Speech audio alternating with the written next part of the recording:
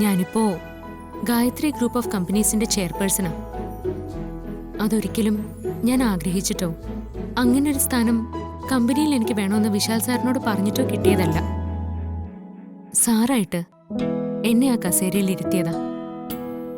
പക്ഷേ എനിക്ക് കിട്ടിയ ആ സ്വർണ്ണാഭരണങ്ങളെക്കാളും കമ്പനിയിലെ എന്റെ പദവിയെക്കാളും ഞാൻ വിലമതിക്കുന്നത് മറ്റൊന്നാ, വിശാൽ സാറിന്റെ ഭാര്യ എന്ന സ്ഥാനം.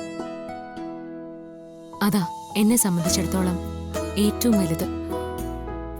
വിശാൽ സാറിന്റെ ഭാര്യയായിട്ടിരുന്ന് അദ്ദേഹത്തെ ശുശ്രൂഷിക്കുക, അതാണ് മഹത്തരം. അതുകൊണ്ടാ പലപ്പോഴും ഞാൻ ഓഫീസിലേക്ക് പോവാതെ അദ്ദേഹത്തിന് വേണ്ട കാര്യങ്ങൾ കണ്ടറിഞ്ഞ് നിർവഹിച്ചുകൊണ്ട് ഇവിടെ തന്നെ കഴിയുന്നത്.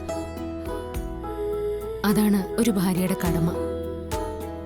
ജീവിതത്തിൽ ഞാൻ അനുഭവിക്കുന്ന ഏറ്റവും വലിയ സന്തോഷം വിശാൽ സാറിന്റെ ഭാര്യയാവാനുള്ള ഭാഗ്യം എനിക്ക് കിട്ടിയതിലുള്ള സന്തോഷം.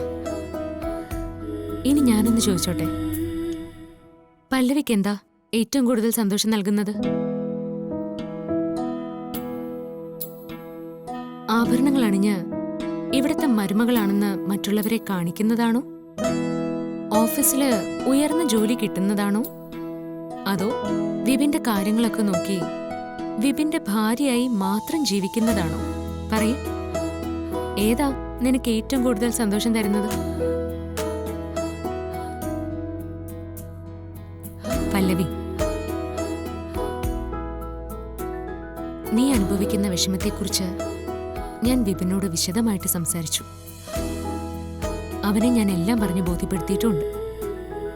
അവനോടുള്ള സ്നേഹം കൊണ്ട് മാത്രമാണ് നീ കള്ളം പറഞ്ഞ് അവനെ വിവാഹം കഴിച്ചെന്ന് അവനിപ്പോൾ ബോധ്യപ്പെട്ടിട്ടുണ്ട്. നിന്നോടുള്ള എല്ലാ വെറുപ്പും അവൻ മറന്നു കഴിഞ്ഞു.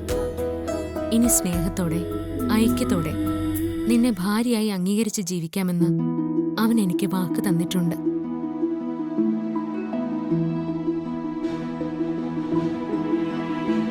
വിപിൻ നിന്നെ ഭാര്യയായി അംഗീകരിച്ചു കഴിഞ്ഞ നീ പിന്നെ ഈ വീടിന്റെ മരുമകൾ തന്നെയല്ലേ മോളെ? വിപിൻ നിന്നെ അംഗീകരിക്കുന്നതോടെ ആഭരണങ്ങളും പദവിയും ഒന്നുമില്ലെങ്കിലും നിന്നെ ഈ വീട്ടിലെ മരുമകളായി പ്രഭാവതി അമ്മ അടക്കമുള്ള സകലരും അംഗീകരിക്കും.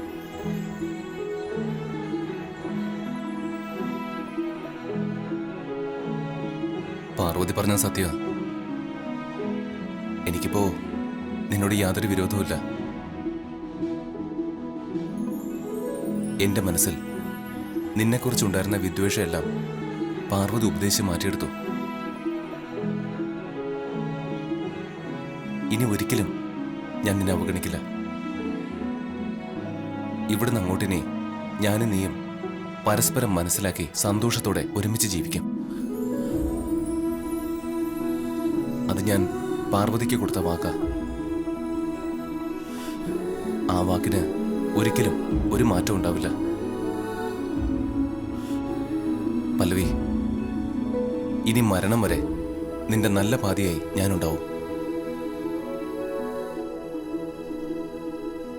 മതി, എനിക്കിത് കേട്ടാ മതി. ഇതിനു വേണ്ടിയാ ഞാൻ കാത്തിരുന്നത്.